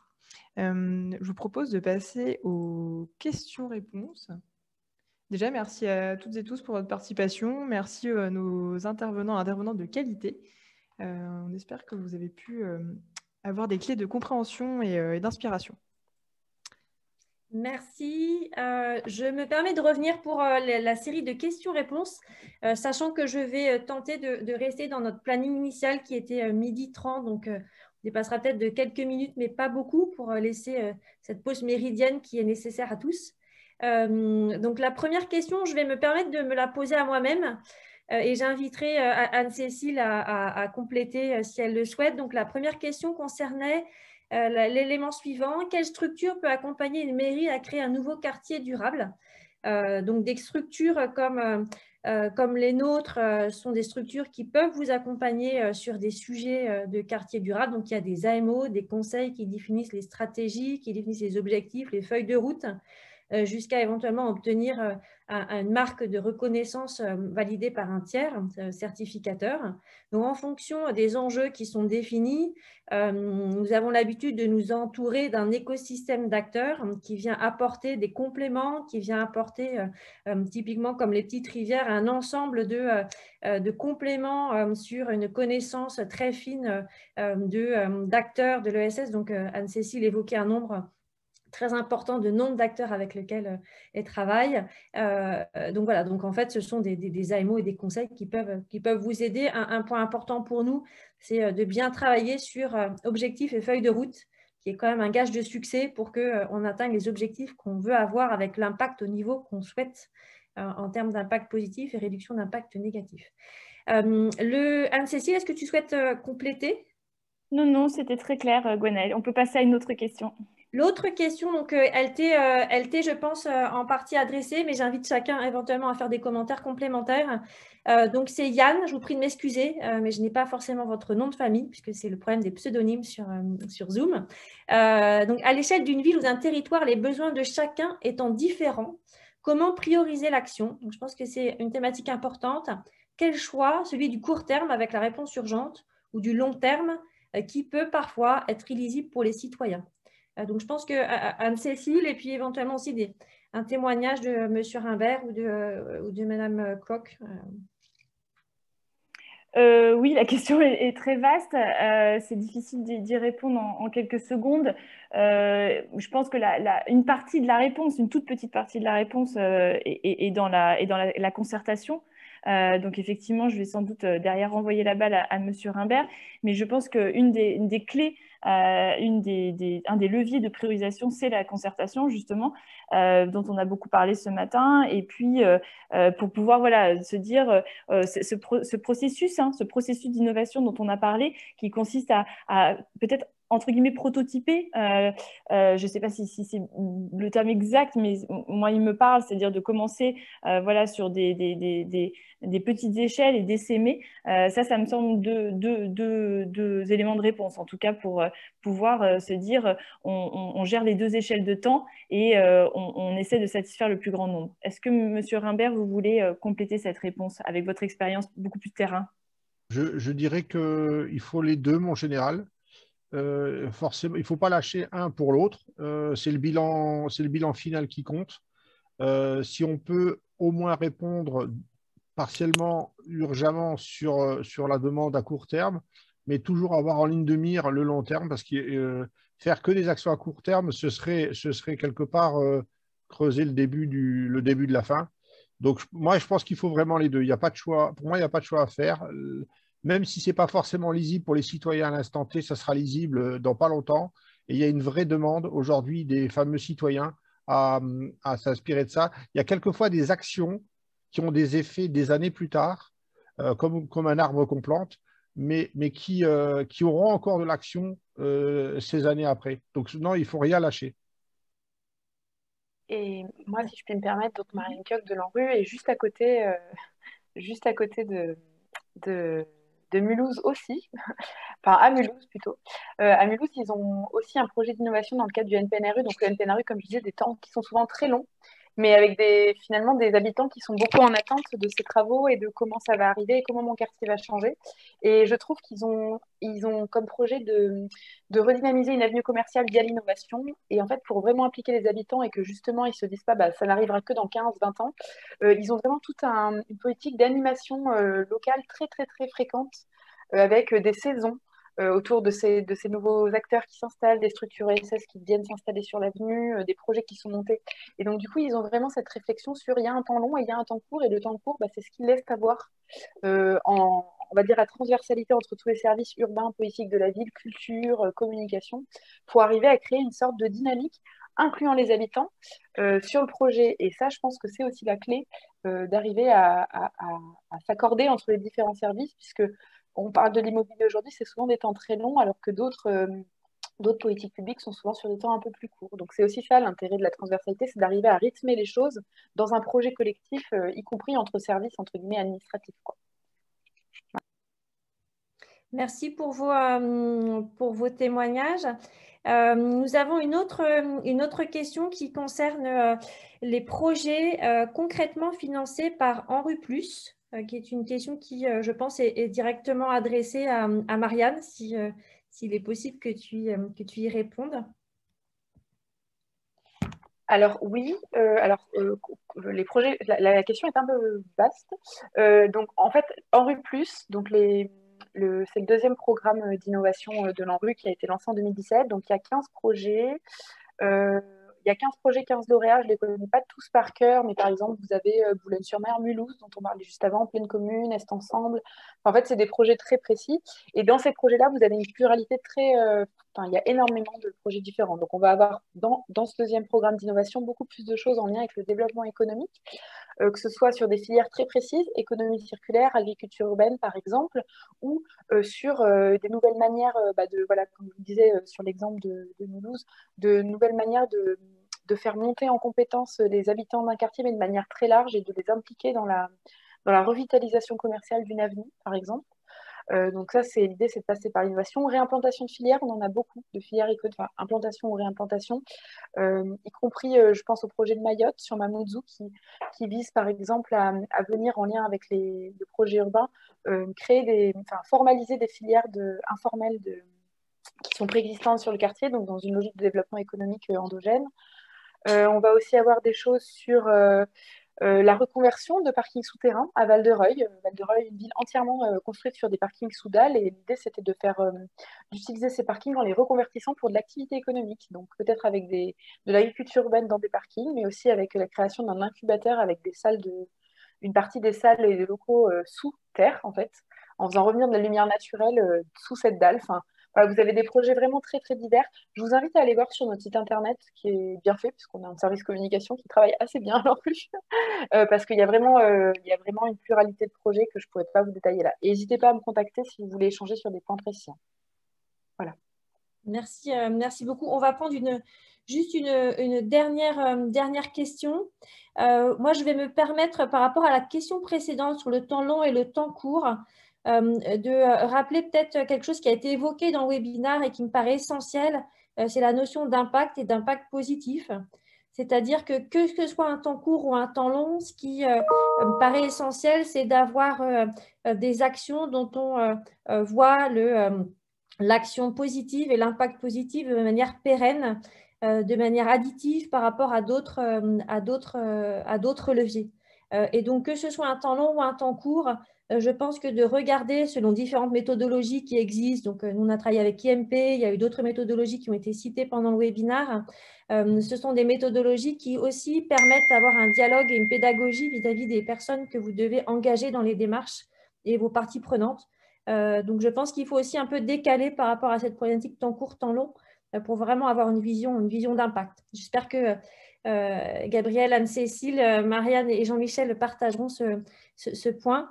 Et je vais finir par une question qui, je pense, tarabuste pas mal de personnes, qui est celle de la rentabilité. Donc, la question posée, c'est comment vous concevez la rentabilité financière et sociétale dans ces projets et mesurez-vous cette rentabilité? Donc, je me suis permis cette petite notion d'impact parce que ça avait un peu un lien entre les deux.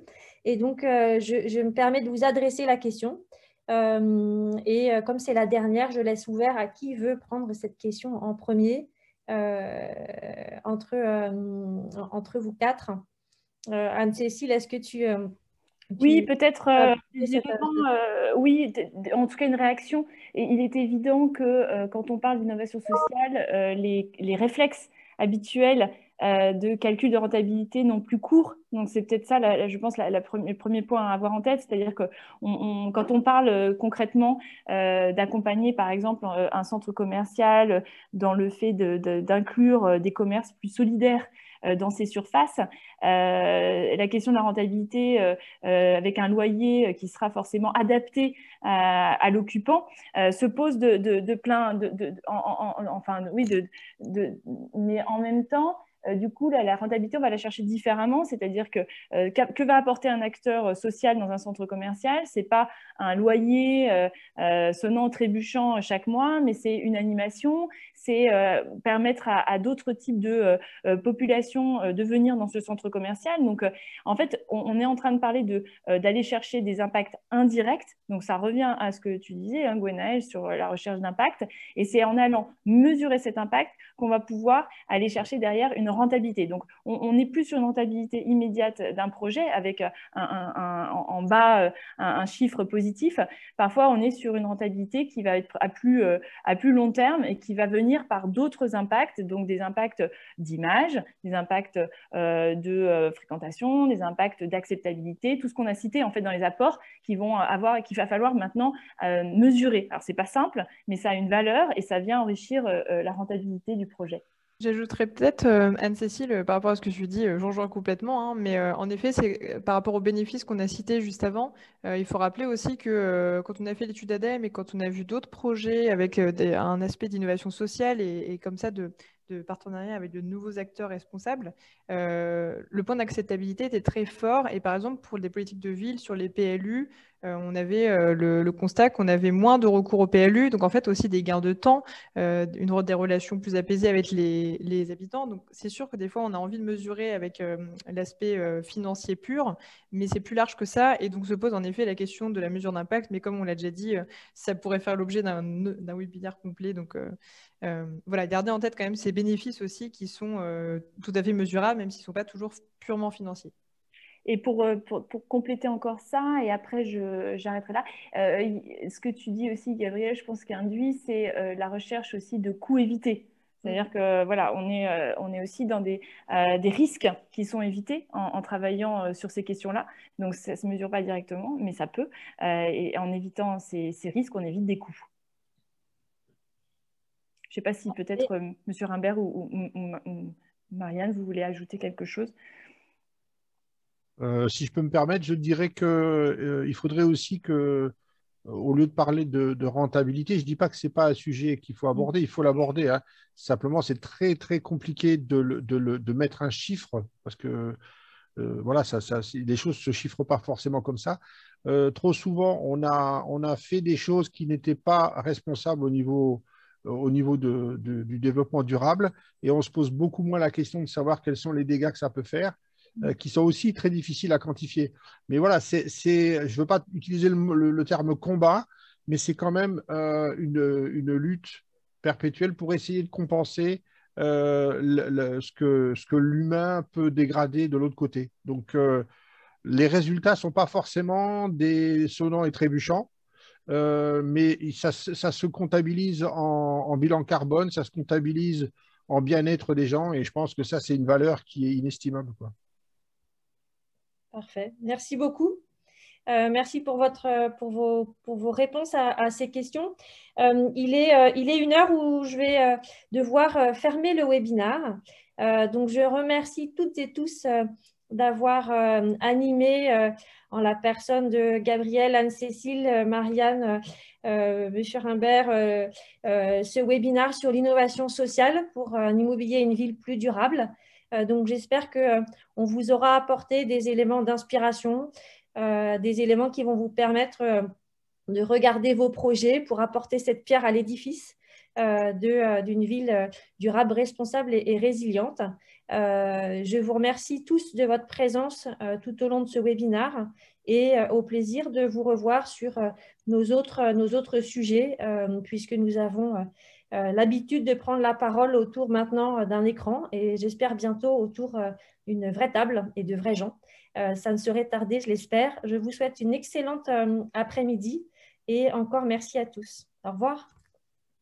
Au revoir.